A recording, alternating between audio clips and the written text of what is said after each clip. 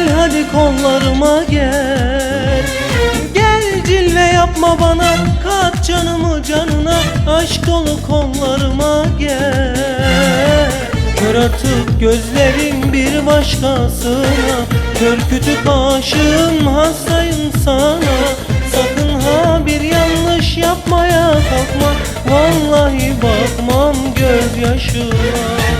Kör artık gözlerim bir başkasına, kör kütük aşığım, hastayım sana.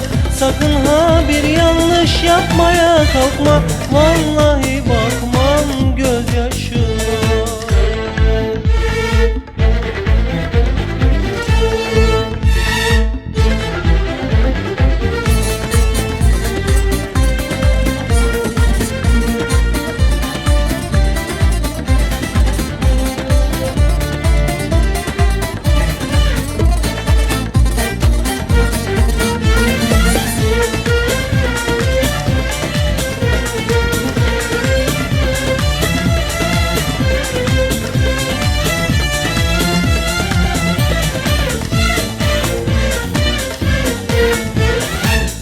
Seni bulmak yeniden doğmak gibi bir şeymiş. Malı mülkün eyleyip Allah'ım seni vermiş. Ver bir yanak bana, can veririm sana. Gel hadi kollarıma gel.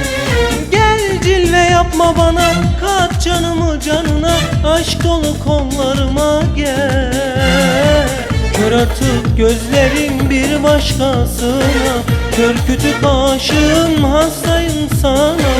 Sakın ha bir yanlış yapmaya kalkma, vallahi bakmam gözyaşına.